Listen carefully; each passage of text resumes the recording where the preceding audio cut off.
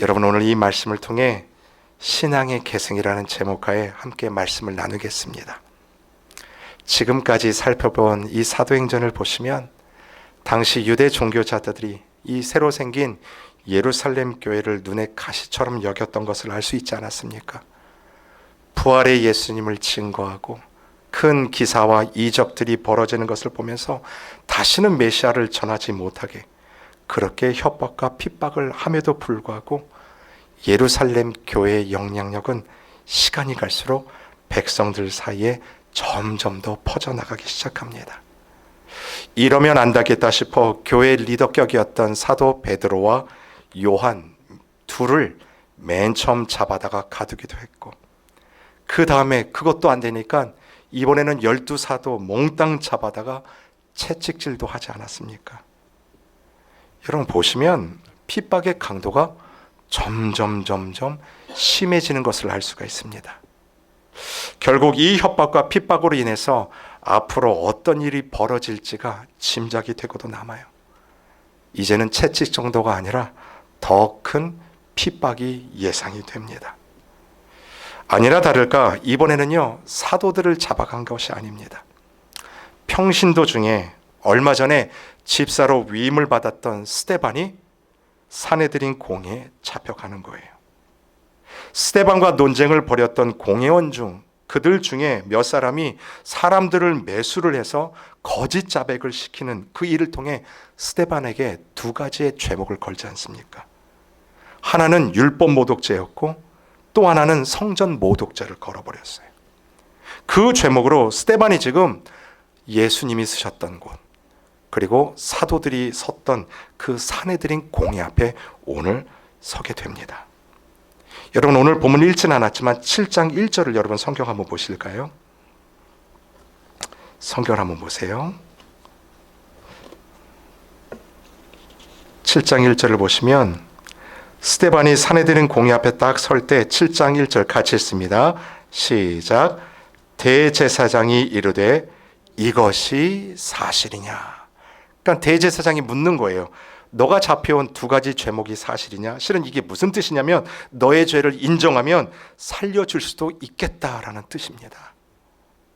그 이야기를 던지자 2절에 스데반이 이렇습니다. 2절 같이 읽습니다. 시작. 스데반이 이르되 여러분 부형들이여 들으소서. 그러면서 아브라함부터 시작해서 쭉 이야기를 시작해요. 여러분, 우리가 읽지는 않았지만 오늘 이 스데반이 어떤 이야기를 하냐면 자신을 살려달라는 그런 이야기를 하는 것이 아닙니다. 지금 자신에게 씌어진 두 가지 죄목이 사실이 아닐 뿐 아니라 지금 이 일을 벌이고 있는 유대인들, 당신들이 가지고 있는 믿음이 얼마나 잘못된 것인지를 밝히는 소위 스데반의 변증적 설교가 시작이 되는 거예요. 여러분, 오늘 7장 전체를 할애해서 이 누가가 스데반의 설교를 자세히 기록하고 있습니다. 이미 스데반은 죽기를 각오했다라는 것이죠. 2절에 보시면 아브라함으로부터 시작돼서 구약의 역사를 얼마나 잘하는지 그냥 꿰뚫으면서 쭉 나열을 해요. 그리고 율법에 대해서 설명을 해 나가기 시작합니다. 여러분, 스데반이 왜 구약의 내용을 이야기할까요? 여기에는 분명한 이유가 있습니다. 구약의 내용을 한마디로 정의하면 어떤 내용이냐면 오실 메시아에 대한 내용입니다. 신약은 오신 메시아에 대한 내용 아닙니까? 그러니까 이 구약은 앞으로 오실 그 메시아에 대한 내용을 축약하고 있는 게 구약이에요. 즉 우리에게 메시아가 필요합니다. 그 전체적인 내용이 구약이라는 거죠. 스데반이 구약의 조상들을 지금 이야기하고 있는 이들은 그들의 삶을 한번 보라는 거예요. 우리가 그렇게 존경했던 아브라함, 모세, 다윗, 솔로몬조차도 실은 죄인이라는 거예요. 그런데 그 죄인을 구속하기 위하여, 구원하기 위하여 오신 분이 바로 메시아라는 거죠. 즉 우리에게는 메시아가 필요하다는 그 이야기를 하며 메시아가 필요한 것을 알게 해주는 것, 그것이 율법이라는 것을 스데반이 설명합니다. 여러분, 율법이 주어지기 전에 여전히 우리는 죄인 아닙니까? 율법이 주어지지 않았다고 해서 그 전에 사람들이 죄인이 아니었나요? 아니요. 여전히 죄인이었습니다. 그런데 율법이 주어지기 전에는 내가 몇 점짜리 죄인인지를 몰랐을 뿐이죠. 그러니 착각들을 하는 거예요. 그래도 이만하면 나는 괜찮은 사람이다 생각하고 그래도 100점은 못 되더라도 70점, 아니 80점은 되지 않을까? 그런데 여러분, 율법 앞에 내 삶을 딱 비추어 봤더니 너무나 명직하게 나의 점수가 나와요. 율법 앞에 비추어 봤던 나의 점수는 몇 점일까요? 빵점이라는 거예요. 내 스스로는 절대로 어떻게 해볼 수 없는 0점짜리 인생이에요. 죄인 중에 괴수라는 고백이 나오는 인생이죠. 여러분, 빵점짜리 인생에 대한 율법의 정당한 요구는 죽음밖에 없습니다. 죄의 삭은 사망이라고 말씀을 했듯이 죄인된 우리는 죽는 길밖에 없습니다. 빵점인 나는 죽을 수밖에 없다고요. 그런데 죄인을 위해 이 땅 가운데 오신 메시아, 그분이 예수 그리스도시다. 율법의 요구를 십자가에서 다 이루신 분도 예수 그리스도시요.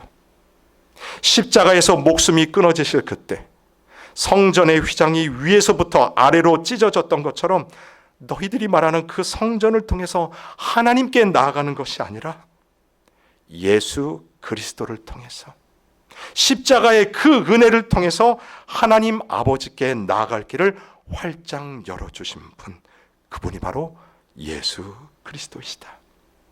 그래서 이 율법을 통해 드디어 나에게도 그 메시아가 필요하구나, 여기로 인도해 준다는 것이 이 스데반의 이야기입니다. 여러분, 갈라디아서 3장 24절을 같이 한번 읽어보실까요? 시작. 이같이 율법이 우리를 그리스도께로 인도하는 초등교사가 되어 우리로 하여금 믿음으로 말미암아 의롭다함을 얻게 하려 함이라. 아멘. 예전 번역에는 그리스도께로 인도하는 몽학 선생이라고 얘기하죠. 무엇이 그 역할을 합니까? 바로 율법이 저와 여러분을 그리스도께로 인도하는 초등교사가 된다라는 거예요. 이것이 스데반의 설교였습니다. 율법과 성전에 매어있던 유대인들의 시선을 오로지 예수께로 집중시키는 이야기예요. 여러분, 이것이 설교입니다. 흩어져 있던 우리의 모든 시선들을 오직 예수께로 집중시키는 그 설교를 하고 있죠. 여러분, 이 설교를 듣고 있는 사내들인 공회원들, 그들의 반응이 어땠을까요? 오늘 본문 54절을 한번 보실까요? 54절입니다. 함께 읽겠습니다. 시작. 그들이 이 말을 듣고 마음에 찔려 그를 향하여 이를 갈거니. 여러분 잘 보세요. 그 선포된 복음을 들었습니다. 흩어져 있던 모든 시선들을 제외하고 오직 그 시선들이 예수 그리스도 메시아께로 향해지는 그 말씀을 들었어요. 그 말씀을 듣고 공회원들이 마음이 어떻게 됐다고요? 찔렸다라고 이야기합니다. 마음이 뜨끔뜨끔한 거예요. 여러분, 그렇다면 그 다음에 스데반을 놓아주었다라는 그런 이야기가 나오면 좋겠는데 그 뒤에 어떤 말이 나오냐면 그를 향하여 이를 갈거나니래요. 여러분, 이게 무슨 뜻일까요? 죽이겠다는 뜻입니다. 이미 그들의 마음은 정해졌다라는 거예요. 여러분, 오늘 7장 이 자리는요, 초대교회 첫 번째 순교의 자리가 됩니다. 스데반도 그것을 지금 인지하고 있어요. 죽음을 각오하고 그들에게 이 복음을 선포하지 않았습니까? 손에 돌을 쥐고 여참은 던지려고 하는 그들 아닙니까? 얼마나 두려운 자리일까요? 자신들을 쳐다보는 모든 사람들의 눈에 살기가 가득 찬 모습은 너무나도 공포감을 주기에 충분하지요. 그때 스데반이 본 것이 있습니다. 무엇을 봤는지 우리 55절을 한번 같이 읽어볼까요? 55절입니다. 시작. 스데반이 성령 충만하여 하늘을 우러러 주목하여 하나님의 영광과 및 예수께서 하나님 우편에 서신 것을 보고. 아멘. 보세요. 스데반이 지금 무슨 장면을 봤냐면 두 가지를 봤죠. 하나는 하나님의 영광을 봤습니다. 그리고 또 한 장면이 뭐냐면 예수님께서 하나님 우편에 서 계시는 장면을 이 스데반이 목격을 한 거예요. 여러분, 그런데 엄밀히 말하면 지금 이것은 스데반이 보려고 노력해서 본 장면이 아니죠. 성령이 충만하여, 즉 순교의 자리에 선 스데반에게 하나님께서 그의 영안을 열고 보여주시는 장면입니다. 예수님께서 하나님 보좌 우편에 앉아 계신 게 아니라 그 자리에서 벌떡 선 모습을 지금 스데반이 보고 있습니다. 제가 왜 이렇게 말씀을 드리냐면 하나님의 우편에 대한 이야기가 나올 때는 항상 보좌에 앉아 계신다라는 표현이 나와요. 마태복음 26장 64절 한번 보세요. 예수께서 이르시되 내가 말하였느냐? 그러나 내가 너희에게 이르노니 이후에 인자가 권능의 우편에 앉아 있는 것과 하늘 구름을 타고 오는 것을 너희가 보리라. 지금 재림에 대한 이야기를 하시면서 하신 말씀이 이거예요. 인자, 즉 예수 그리스도가 권능의 우편에 앉아 계신다라는 거죠. 그러니까 하나님의 우편이라는 뜻이 바로 이 뜻입니다. 권능과 권위의 자리라는 거예요. 그 상징을 이야기하는데 그러면서 주님이 앉아 계신다라는 표현을 쓰죠. 골로새서 3장 1절은 같이 읽겠습니다. 시작. 그러므로 너희가 그리스도와 함께 다시 살리심을 받았으면 위의 것을 찾으라. 거기는 그리스도께서 하나님 우편에 앉아 계시니라. 하나님 우편에 앉아 계시는 그 거룩한 권능의 예수 그리스도예요. 그 예수 그리스도의 권능이 저와 여러분에게 어떤 영향, 어떻게 전달이 되냐면 그것을 표현한 게 로마서 8장 34절입니다. 이것도 같이 한번 읽어보죠. 시작. 누가 정죄하리요? 죽으실 뿐 아니라 다시 살아나신 이는 그리스도 예수시니 그는 하나님 우편에 계신 자요 우리를 위하여 간구하시는 자신이라. 아멘. 그러니까 하나님 우편에 앉아 있다라는 것은 예수님의 권능과 권위를 나타내는 표현인데요. 이것이 우리에게 어떻게 나타나냐면 예수님께서 저와 여러분을 위해서 오늘도 간구하시는 중보함으로 나타난다라는 거죠. 누군가가 나를 위해서 중보해 주시며 나의 작은 신음에도 응답하시고 내가 어느 곳에 있든지 함께 해주시는 분, 그분을 표현할 때 쓰는 표현이 하나님 우편에 앉으신 분.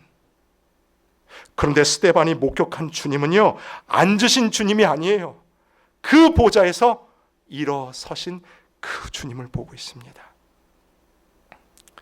스데반이 그 모습 보면서 순교하는 겁니다. 스데반이 주님이 서신 그 모습 보면서 날아오는 그 돌들을 다 맞는 거예요. 여러분 한번 생각해 보셨습니까? 얼마나 돌에 맞아야 사람이 죽을까요?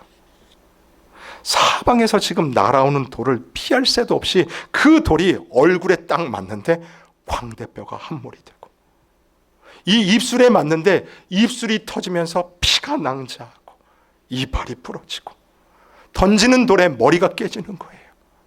한 번 맞는 게 아니라 피할 길도 없이 그냥 날아오는 돌들을 머리로 맞는데 여기에서 피가 줄줄 흐르고, 여러분 머리가 깨지면 그 안으로 공기가 들어가지 않습니까? 뇌합이 올라가기 시작하고 서 있을 수 없는 그 시간이에요. 어떤 돌은 날아와서 이 몸에 박히는데요, 뼈가 빠지직하고 부러집니다. 여러분 60절에 보시면 스데반이 무릎을 꿇었다고 해요. 날아오는 그 돌에 이 무릎뼈도 상하기 시작하고 이 온 몸의 뼈가 부러지는 그 현장이에요. 그 돌을 지금 스데반이 다 맞고 있는 겁니다. 여러분들 어떻게 스데반이 견딜 수 있었을까? 실은 오늘 본문이 거기에 대한 답을 주고 있는 거예요. 그냥 이 한 목숨 이렇게 사라지는구나, 그렇게 여겨질 수 있는 순간에 아니다. 하나님의 영광이 너와 함께 있다. 권능의 보좌에서 일어서시는 저 주님을 보아라. 지금 자리에서 앉아 있을 수 없었던 주님이 그 자리에 서서 스데반에게 힘을 주시는 장면 아닙니까? 그거 보고 스데반이 끝까지 견디는데 언제까지 견뎌요? 잠이 들 때까지, 즉 죽을 때까지 견디는 것입니다. 여러분, 스데반을 위해 일어서셨던 주님이 저와 여러분을 위해서도 동일하게 일어서심을 믿습니다. 우리가 그 주님 보고 용기를 얻어 오늘도 우리에게 주어지는 그 신앙의 길을 오늘도 저벅저벅 걸어가는 거예요. 이 일을 어떻게 해결해야 될까? 내 사업을 어떻게 정리해야 될까? 그래도 이것 있어야 입에 뭐라도 풀칠하고 살 수 있을 텐데, 하나님, 제 앞이 보이지 않네요. 그래도 나에게 맡겨주신 자녀 아닙니까? 결혼도 시켜야 되고 반듯한 가정도 이루어줘야 될 것 같고 직장도 구해줘야 될 것 같고, 내 자녀들을 어떻게 할까요, 하나님? 내 삶을 보니까요, 앞날이 불투명해 보이고 내 건강도 바람이 막 불어 몰아치는 그 벌판에 세워놓은 촛불 같다는 생각이 들 때도 많아요. 여러분, 그런 고민들을 가지고 계시다면 땅의 것을 보지 마시고 여러분의 고개를 들어 하늘을 보십시오. 지금도 여러분을 위해 자리에서 일어서신 그 주님을 보시기를 바랍니다. 그 주님의 힘으로 오늘도 이 믿음의 신앙을 걸어가는 거예요. 스데반이 일어서신 주님을 보고 순교를 하는데 그 과정들이 오늘 자세히 설명이 되어 있습니다. 그런데 그 과정을 보니까 누구를 닮았냐면 너무나도 예수님을 닮았다는 생각이 들어요. 여러분, 59절 한번 보실까요? 제가 읽어드릴게요. 그들이 돌로 스데반을 치니 스데반이 부르짖어 이르되 주 예수여 내 영혼을 받으시옵소서. 이 예수님이 십자가에 달리실 때 똑같은 고백하지 않았습니까? 60절도 보세요. 같이 읽습니다. 시작. 무릎을 꿇고 크게 불러 이르되 주여 이 죄를 그들에게 돌리지 마옵소서. 이 말을 하고 자니라. 스데반이 날라오는 그 돌을 다 맞으면서 뭐라고 그러냐면, 숨이 떨어지는 그 순간까지도 주 예수여 내 영혼을 받아주시옵소서. 돌을 던지는 저들에게 죄를 묻지 마시기 바랍니다. 여러분, 도대체 이게 뭘까요? 어떻게 이런 고백들이 그 삶에서 나올 수 있을까요?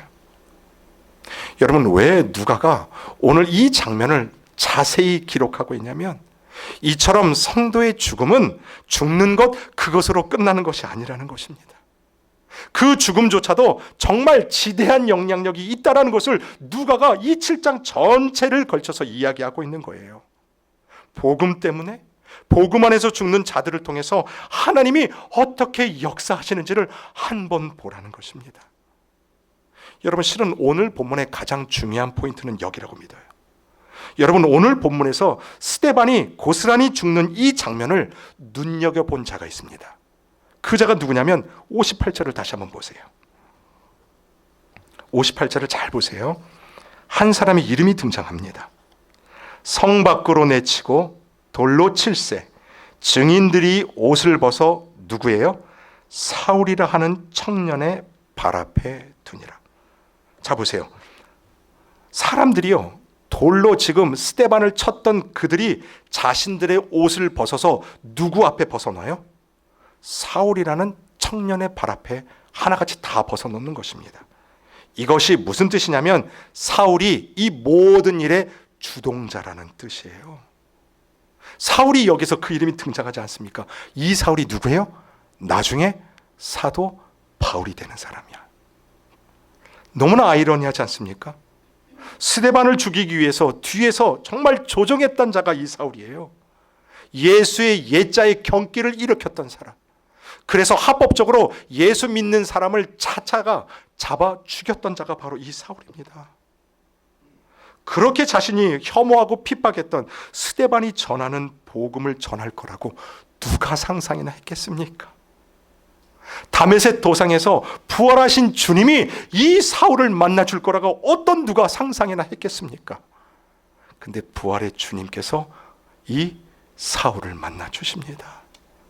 그렇기 때문에 이 사울이 나중에 바울이 되면서 사도 바울이라는 칭호를 받지 않습니까? 지금 사울이요, 스데반이 죽어가는 그 모습을 고스란히 두 눈에 다 담고 있는 거예요. 아니, 돌 맞아 죽어가면서 돌 던지는 나를 향해서 어떻게 그 죄를 묻지 말라고 이야기할 수 있을까? 어떻게 죽어가는 그 현장 가운데 주여 내 영혼을 받아 주시옵소서. 주님 찾으면 안 되죠. 이 일을 뒤에서 조종하고 있는 사울에게 나와서 나 좀 살려달라고 하면 살려줄까 말까 하는 그 상황 속에서도 누구를 찾아요? 오직 주님만을 찾는 이 스데반의 모습을 사울이 두 눈에 담는 거예요. 여러분, 이 사울이 나중에 바울이 되고 열심히 사역을 하지 않습니까? 그때 이 사도 바울이요, 사역을 하면서 고린도 교회에 보내는 편지가 있습니다. 이 편지를 보내요. 한번 같이 읽어볼까요? 시작. 사망아 너의 승리가 어디 있느냐? 사망아 내가 쏘는 것이 어디 있느냐? 사망이 쏘는 것은 죄요 죄의 권능은 율법이라. 여러분 보십시오. 사망에 대해서요, 지금 사도 바울이 너무나도 당당하게 이야기를 하고 있어요. 정말 너무나도 자신 있게 선포하고 있는 이 내용을 보십시오. 누구든지 사람이라면 죽음 앞에서 벌벌 떨지요, 두렵지요, 초조해하고 나약한 인간으로 변하는 것, 그것이 죽음 앞에 선 우리 인간들의 모습임에도 불구하고 사도 바울이 지금 그 죽음을 선포하며 당당하게 하는 말이 뭐냐면, 사망아 너의 승리가 어디 있느냐? 사망아 내가 쏘는 것이 어디 있느냐? 최후 승리는 우리 주님의 것이다. 진정한 승자는 우리 주님이다. 여러분, 이것을 사도 바울이 선포하고 있지 않습니까? 이 죽음에 대한 선포가 그 전에 스데반이 보였던 모습과 연결이 되지 않습니까? 마지막 앞에서 내 영혼을 주께 의탁합니다. 저들의 죄를 용서해 주십시오. 돌에 맞아 머리가 깨지면서도, 무릎뼈가 부러지면서도, 정신이 희미해져 가면서도 마지막까지 늠름하게 하나님 우편에 서신 주님 앞에 자기 자신을 드리는 스데반의 마지막 모습이요, 실은 오늘 사망에 너의 쏘는 것이 어디냐 선포하는 이 바울의 모습과 너무나도 오버랩이 됩니다. 여러분, 오늘 본문을 보면서 누가 생각이 나냐면 예수 그리스도의 모습이 드러나는 거예요. 마찬가지로 스데반의 모습을 보면서 누구의 모습이 드러나냐면 예수 그리스도의 모습이 드러나는 겁니다. 예수님이 십자가를 지시면서 아버지여 저들의 죄를 용서해 주십시오. 율법의 요구를 온전히, 아니 완전히 이루신 그 예수님 아니십니까? 죽음 앞에서 이런 고백하셨어요. 하나님 나의 원대로 마시고 누구의 원대로요? 아버지의 원대로 되기를 원하나이다. 내 뜻이 아니라 그 죽음 앞에서도 하나님 아버지의 뜻을 따라가는 그 자체, 그게 바로 하나님 앞에 영광을 돌리는 겁니다. 그리고 그 자리에 십자가의 복음이 드러나지 않습니까?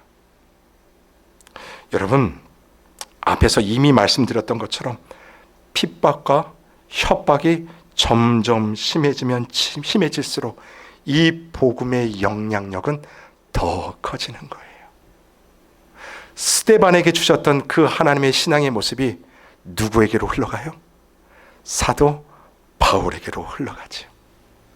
그 사도 바울에게 흘러갔던 신앙의 계승은 오늘 이 복음 앞에 엎드려는 저와 여러분에게 고스란히 이어지고 있다는 사실입니다.